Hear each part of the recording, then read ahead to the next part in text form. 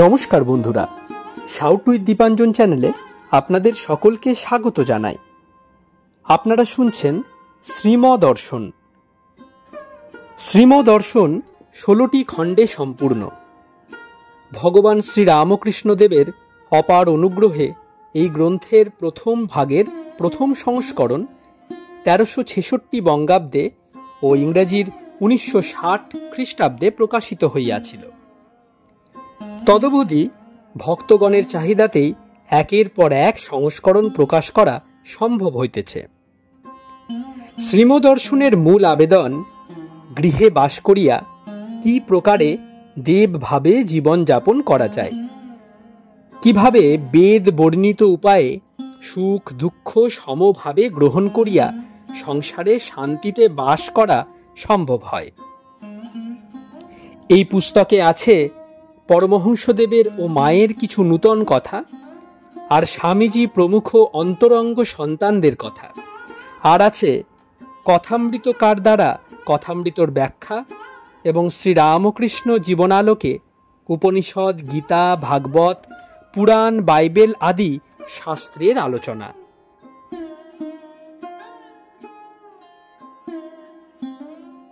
আপনারা শুনছেন স্বামী নিত্যাত্মানন্দ বিরচিত শ্রীমদর্শন। আজ 60তম পর্ব। চলুন আজকের পর্বটি শুরু করা যাক।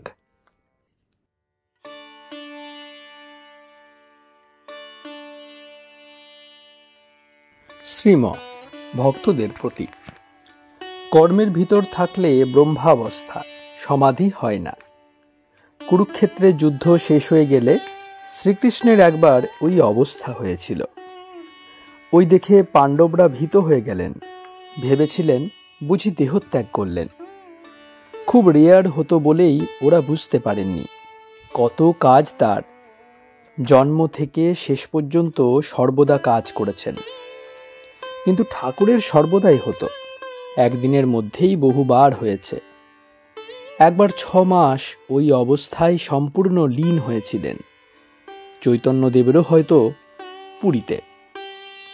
শেষের 12 বছর প্রায় ওইতে ডুবে থাকতেন। যিনি সর্বদা ঈশ্বরের সঙ্গে এক হয়ে থাকতেন, তাঁরই কথা আমাদের নেওয়া উচিত। অন্য কথা সব ত্যায্য।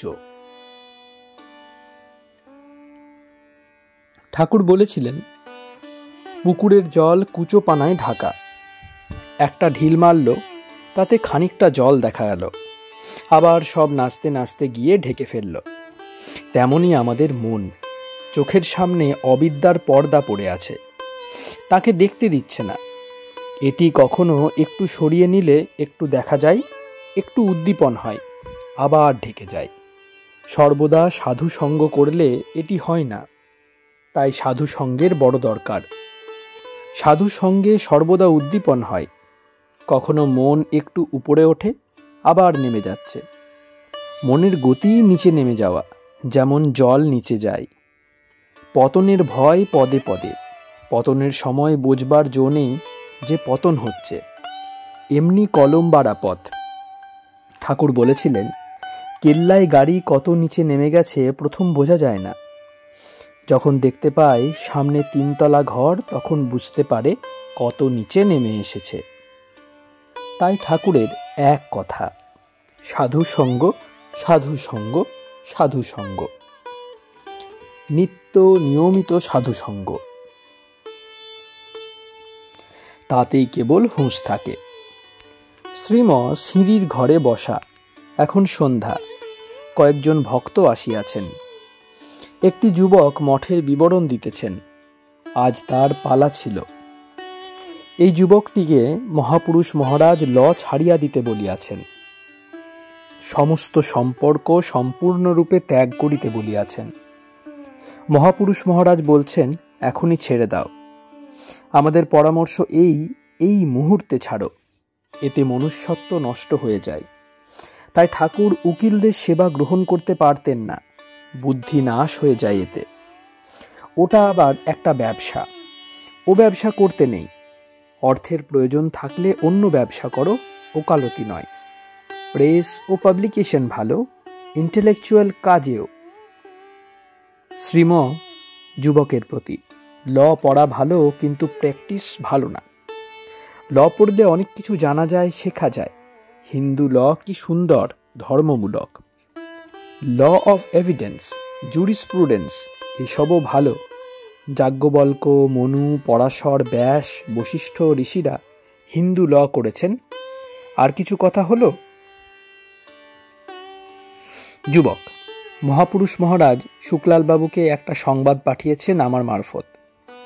বলেছেন ঠাকুরের কৃপা তার উপর হয়েছে, তাকে বলো অবসর নিয়ে একটু ঈশ্বর চিন্তা করুক দিন কতক। বড় ছেলেকে নিজের কাজকর্ম বুঝিয়ে দিক।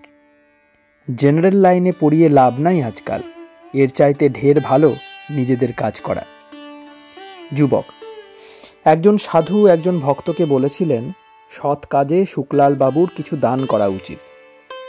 একখানা বাড়ির আয় দেব সেবায় লাগানো উচিত, একখানা বাড়ি দান করুক। শ্রীম ঠাকুর থাকলে বলতেন টাকা কড়ি যা আছে তা দিয়ে পরিবারের ব্যবস্থা করে নিশ্চিন্ত মনে ঈশ্বরকে ডাকো। পরিবারের পেটের টান থাকলে ঈশ্বর চিন্তা হয় না। ঠাকুরকে দেখতাম কিসে ভক্তদের অবসর হয় আর তার চিন্তা করতে পারে, সেই ভাবনা সর্বদা ভাবতেন। পরিবারের জন্য ভাবনা থাকলে কোনো কাজ হয় না। যুবকের প্রতি, আর কারো সঙ্গে কিছু কথা হলো মঠে? যুবক, মিস মেকলাউডের কথায় মহাপুরুষ মহারাজ বললেন তিনি গেস্ট হাউসের উপরে ঘর করে থাকবেন। বিলিতি নিয়মানুসারে সম্ভ্রান্ত ঘরের মেয়েরা নিচের ঘরে থাকতে রাজি নয়। কালী মহারাজ ওখানে থাকতে চেয়েছিলেন। ইনি এখন তিব্বতে যাচ্ছেন হেমিস মঠে। ম্যাডাম কালভের কথা হয়েছিল।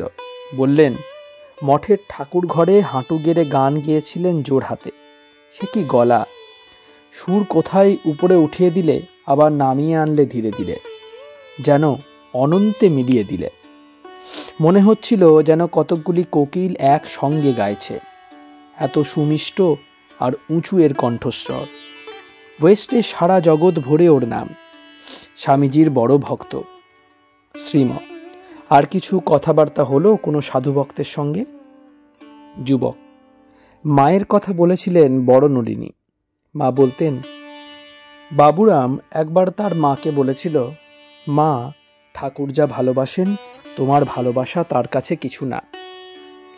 4 বছর বয়সে বাবুরাম তার মাকে বলেছিল, আমার বিয়ে দিও না, তাহলে মরে যাব। একদিন বরাহনগর মঠে আহারের কিছুই নেই। ছেলেরা নরেন নিরঞ্জন স্থির করলে কারো কাছে কিছু চাওয়া হবে না। উপোস করে সকলে ধ্যান ভজনে লেগে গেল সারাদিন। সন্ধ্যের পর লালাবাবুর বাড়ি থেকে আপনি সব এসে গেল। এরূপ প্রায়ই হতো। আরেকবার নরেন পশ্চিমে স্টেশনে শুয়ে আছে চাদর মুড়ি দিয়ে। আহারাদি কিছুই হয়নি। এক ময়রা পুরি আলুর দম এইসব খাবার নিয়ে উপস্থিত হলো। আবার কুঁজোই করে ঠান্ডা জল আর তামাক সেজে এনেছে। নরেনকে খেতে বললে সে নিতে চায় না। ময়রা তখন বললে রামচন্দ্র তাকে সাধুর জন্য এসব নিয়ে আসতে স্বপ্নে বলেছেন। সে দোকানে খেয়ে দিয়ে বিশ্রাম করছিল। রামচন্দ্র স্বপ্নে কয়েকবার বললেন, সাধু অভুক্ত স্টেশনে শুয়ে আছে, তুমি এইসব সঙ্গে করে নিয়ে গিয়ে তাকে খাওয়াও। নরেন সব শুনে তখন নিলে। তপস্যার সময় আলমোড়ায় একবার 3 দিন আহার নেই। একজন কৃষক তখন একটি শশা দিলে খেতে। আমেরিকা থেকে ফিরে এসে আলমোড়ায় যাই। এক সভার মাঝে তাকে দেখতে পেয়ে নরেন ওর হাত ধরে বলেছিল প্রাণদাতা, আর তাকে 25টি টাকা দেওয়ালে। কাশীপুর বাগানে দুধের বাটি হাতে নিয়ে উপরে উঠছি, ঠাকুরকে খাওয়াবো। ওমা, পিছলে গিয়ে পড়ে গেলুম আর পাটা মুচকে গেল। 3 দিন উপরে যেতে পারিনি। নরেন তখন খাওয়াতো। আমার নাকে তখন নথ ছিল। ঠাকুর তখন আঙুল দিয়ে নথের মতো গোলাকার দেখিয়ে রঙ্গ করে বলেছিলেন, ওকে ঝুড়িতে করে নিয়ে আয় না। তার রঙ্গ তামাশাও শিক্ষার জন্য। রাখালকে তোমরা এখন মহারাজ দেখছ, বাছা আমার কত কাজ করত, কত ডেকচি মেজেছে। আমেরিকা থেকে এসে নরেন মঠে দুর্গাপূজা করলে। ওই প্রথম পূজা। তাতে 1400 টাকা খরচ হয়, খুব ধুমধাম। সব আয়োজন ঠিক। নরেন এসে বললে, মা আমায় জ্বর এনে দাও। সঙ্গে সঙ্গে জ্বর হলো। আমি তো একেবারে অবাক, নরেন কি কাণ্ড করলে। পূজাও শেষ হলো আর তার জ্বর গেল। ভালো থাকলে ভুল ত্রুটির জন্য হয়তো কাউকে গালাগালি করতে হতো, তাতে তাদের মনে কষ্ট হতো, তাই জ্বর আনলে। অসংযমী যত মেয়েগুলো, কেউ 20টা কেউ 25টা বিয়োবে, এদের জন্যই তো শরীরের অত সব রোগ যন্ত্রণা, এই জ্বালা। নইলে এ শরীরের রোগ কিসের? বারণ সত্ত্বেও কলকাতার কতকগুলি স্ত্রী ভক্ত মায়ের পা ধরে প্রণাম করায় অসহ্য জ্বালা হয় পায়ে, তাতেই ওই কথা বলেন। মায়ের কথা শেষ হওয়ার সঙ্গে সঙ্গেই অনেকগুলি ভক্ত একসঙ্গে আসিয়া উপস্থিত হইলেন। কয়েকজন নূতন লোকও আসিয়াছেন। একজন একটি পত্রিকা বাহির করলেন, the world magazine of new York. একজন আমেরিকাবাসী ভদ্রলোক একটি প্রবন্ধ লিখেছেন, ইন্ডিয়াস লেটেস্ট সন্ত, ঠাকুরের জীবনচরিত। একজন ভক্ত উহা পাঠ করিলেন। এইমাত্র মঠের নিত্যকার বিবরণ শুনিয়াছেন। আজকাল মর্টন স্কুলের ভক্তগণ মঠে সাধুদের প্রণাম করিতে গিয়ে পায়ে হাত দেন না, আর তাতে সাধুগণ সন্তুষ্ট, এই সম্বন্ধে কথা হইতেছে। শ্রীম ভক্তদের প্রতি, সাধুদের পা না ছোঁয়াই ভালো, তাতে যখন তারা অস্বস্তি বোধ করেন। উদ্দেশ্য তাদের শুভেচ্ছা লাভ করা। পা খাবলা খাবলি না করলে যদি তারা সন্তুষ্ট হন, তাই করা উচিত। মন ভ্রমরকে পাঠিয়ে দাও ওই পাদপদ্মে। সাধুদের পা নারায়ণের পা কিনা। সাধুদের শরীর খুব যত্নে রক্ষা করতে হয়। মাটির ছাঁচ অতি যত্নে রাখে স্যাঁকড়া, যতদিন না তাতে সোনা ঢালাই হয়। সোনা ঢালাই হয়ে গেলে আর এর প্রয়োজন নাই, তখন ফেলে দেয়। তেমনি সাধুর শরীর, যতদিন না এই শরীরে ভগবান দর্শন হয়েছে, ততদিন অতি যতনে রক্ষা করতে হয়, তাই অত সাবধান। সাধুদের সেবা করা উচিত সাধ্যমতো, অসুখের সময়ই হোক কি সুস্থ থাকার সময়ই হোক। ভাগ্যে থাকলে পূর্বজন্মে পুণ্য করলে এদের সেবা করা যায়, নচেত ওই দিকে মনই যাবে না। সাধুর সেবা করার মানেই ভগবানের সেবা। নারায়ণ জ্ঞানে সেবা করো, তার ফল মোক্ষ লাভ, এই সেবার শ্রেষ্ঠ ফল। দয়া করে সেবা করা, অর্থ লাভ কিংবা সুনাম অর্জনের জন্য সেবা, অথবা স্নেহে আত্মীয় স্বজনের সেবা করা, বিভিন্নভাবে সেবার বিভিন্ন ফল। আর তো নিরাশ্রয়েও তার বিশেষ প্রকাশ। ভগবত বুদ্ধিতে এদের সেবায়ও উত্তম ফল হয়। যতক্ষণ তিনি দ্বৈতভাবে রেখেছেন, নিজের দেহের ভালো মন্দ বোধ আছে, ততক্ষণ নারায়ণ জ্ঞানে সেবা করা দরকার। আরেকটি অবস্থা আছে, সে অবস্থায় subject and object merge in the highest state of consciousness. দ্রষ্টা দৃশ্য থাকে না, এইসব জগৎ এক অখণ্ড চেতন সত্তাতে বিলীন হয়ে যায়। এটি সমাধি। যেমন নুনের পুতুল সমুদ্রের জলের সঙ্গে মিশে সমুদ্র হয়ে যায়।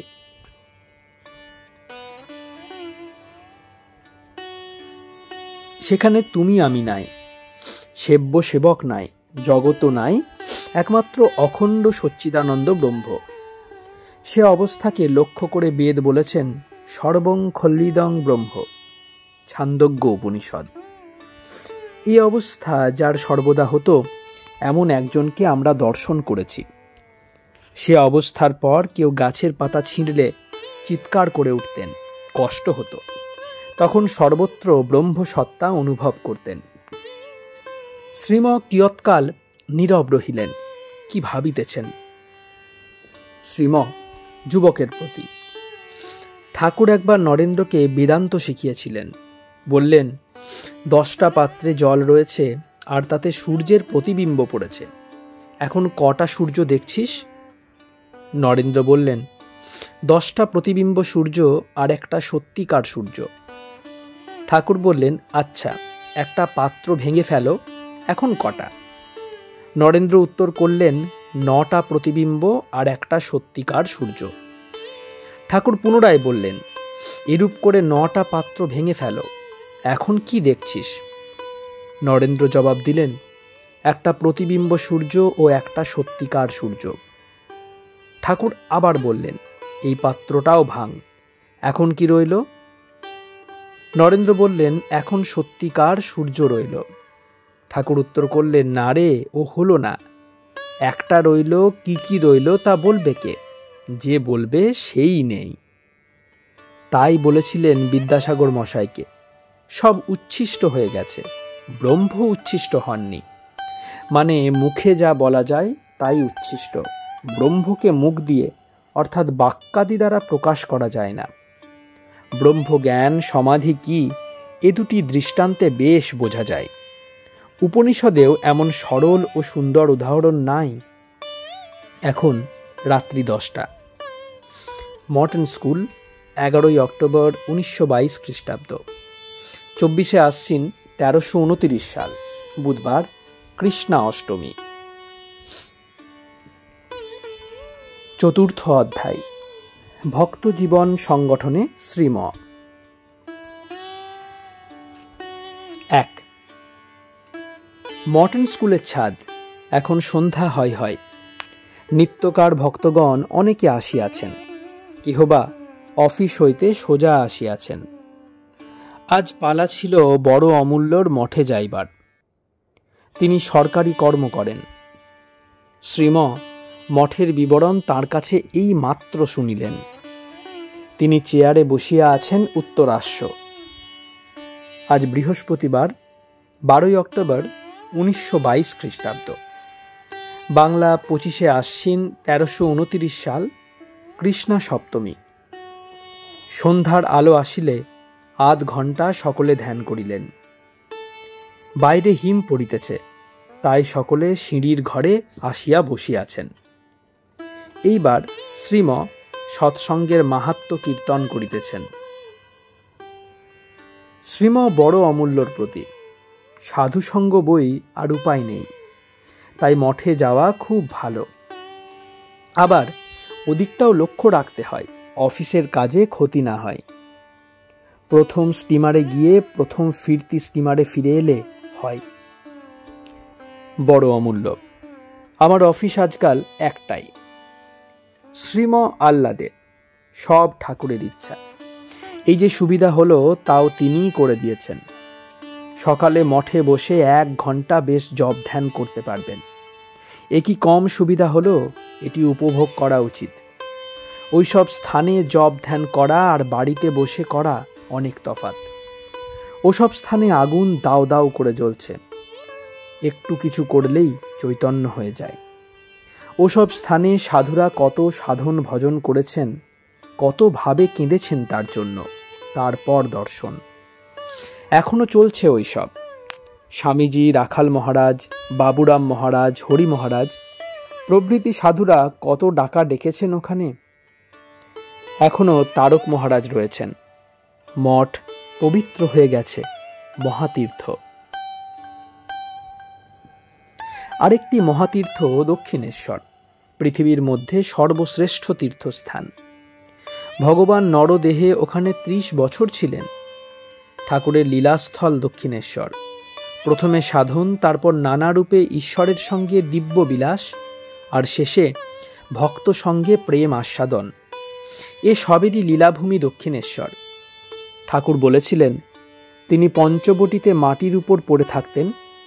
দিনের পর দিন কত কান্না কেঁদেছেন জগদম্বার দর্শনের জন্য।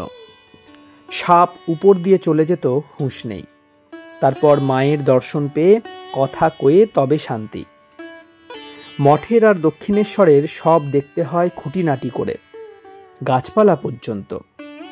সবটা ছবি মনে এঁকে ফেলা, তবে তো ধ্যানের সময় সেই ছবি মনে উঠবে।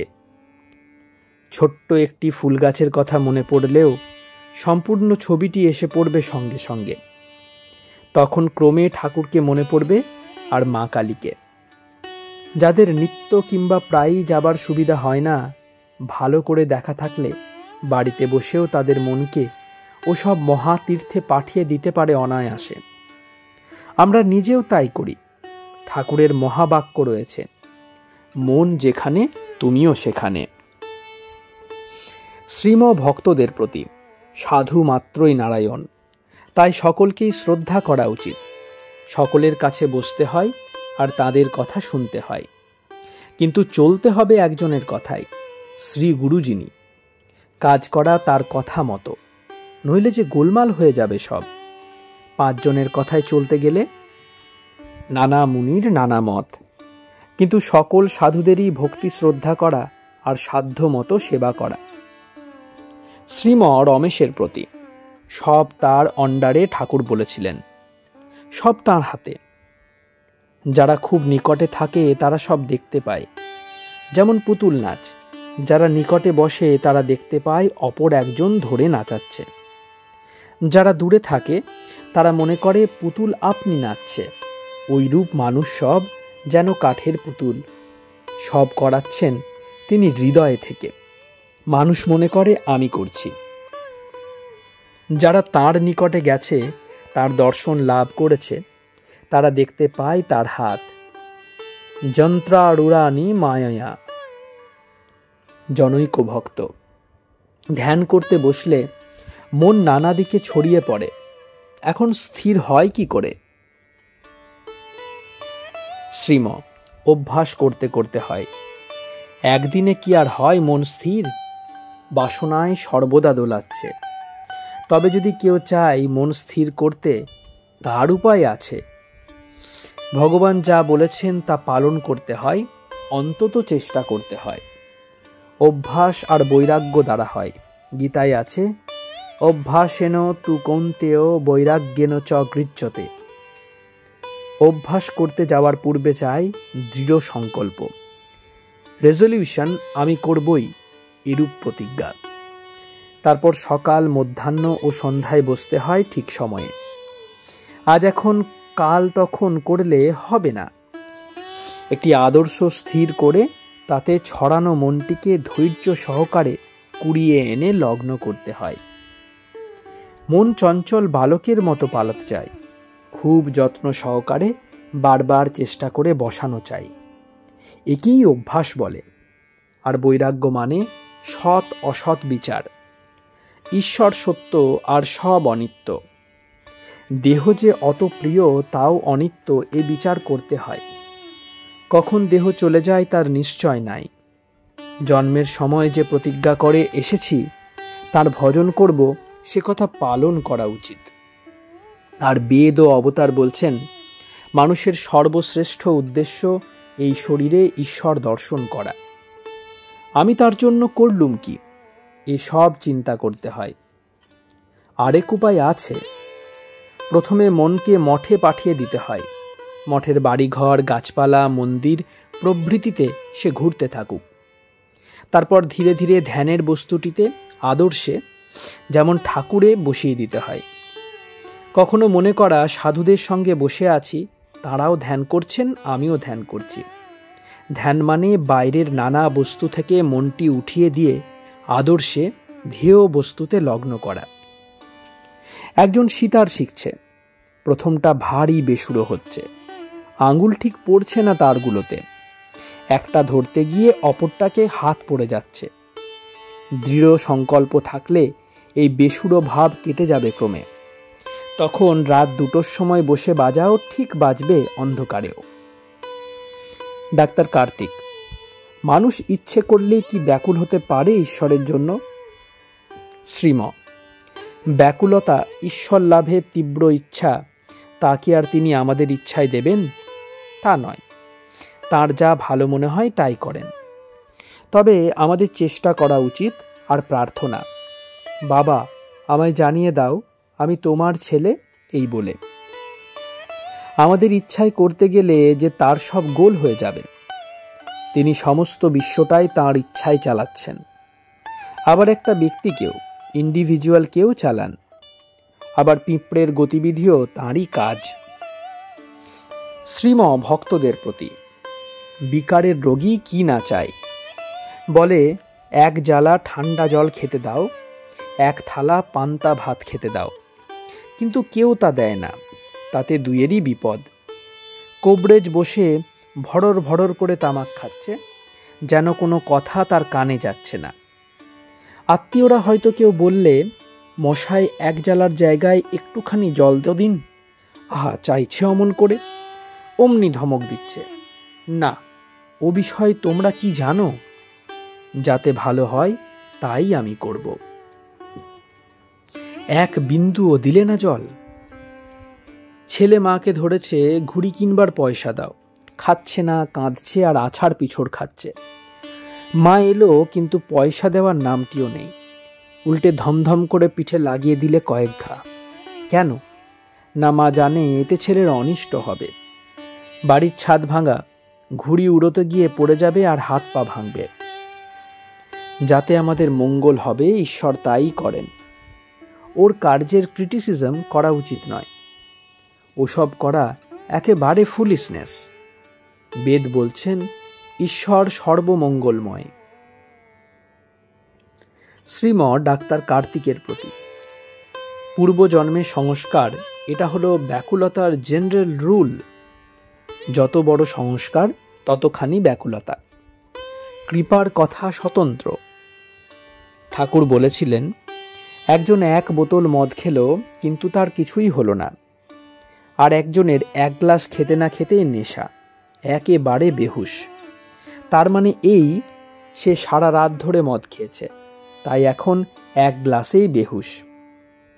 শ্রীম দুর্গাপদর প্রতি। পূর্বজন্মের সংস্কার থাকলে এ জন্মে শীঘ্র হয়। ভগবান যে সৎ বুদ্ধি দেন, এ তাঁর কৃপা। বাকিটা নিজে করে নেবে, তিনি তা চান। অনেক তপস্যার ফলে লোক সাধুসঙ্গ করতে চায়, মঠা দিতে যায়। যারা নানা কাজের ভিতরও মঠে যায়, বুঝতে হবে তারা সংস্কারবান। এইরূপ ভক্তদের জন্য ঠাকুর মার কাছে কেঁদে কেঁদে প্রার্থনা করতেন, মা, এদের মনোবাসনা পূর্ণ করো। ভক্তদের উপর কত কৃপা তার। ঠাকুরের সেবা হচ্ছে না ভালো, তাতে মা হয়তো রাগ করছেন, কিন্তু ঠাকুর তাদের হয়ে প্রার্থনা করছেন, মা, ওদের কত কাজ, কত ঝঞ্ঝাট সংসারে। তাদের দোষ নিও না, তুমি কৃপা করো তাদের, মা। শ্রীম কিছুক্ষণ চুপ করিয়া আছেন, আবার কথা কহিতেছেন। শ্রীম শুকলালের প্রতি। কলুর বলদ দেখেননি আপনারা? ঘুরতে ঘুরতে এক এক গ্রাস খেয়ে নেয়। সহাস্যে, গিন্নির কত কাজ, ভাত রাঁধা, খাওয়ানো, ছেলেকে মাই দেওয়া, বাসন মাজা, ঘর নিকানো, আবার আলো দেওয়া, কত কি কাজ। এর ভিতরও পতিকে এসে একটু হাওয়া করে গেল। গৃহের শত ঝঞ্ঝাটের ভিতরও যারা সাধুসঙ্গ করে, তারাই ধন্য।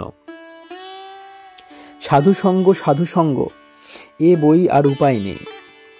ভক্তগণ কেহ কেহ অফিসে কর্ম করেন, সকালে মঠে গিয়া বেশিক্ষণ থাকিতে পারেন না। এই আক্ষেপ উক্তি শুনিয়া শ্রীম তাহাদিগকে সান্ত্বনা দিতেছেন। শ্রীম ভক্তদের প্রতি। প্রথমে ফিরতি স্টিমার বুঝি 7:35, এই যাওয়া আসা কি কম কথা? ঠাকুর বলতেন, অমৃত সাগরের জল কলসি কলসি খেলেও অমর হয়, আর খড়কে দিয়ে একটু খেলেও অমর হয়। যাদের অন্য কাজ আছে তাদের পক্ষে রোজ গিয়ে অল্পক্ষণ থেকে এলেও যথেষ্ট। দর্শন করলেও কত লাভ। একজন ভক্তের প্রতি। পত্র পাঠক।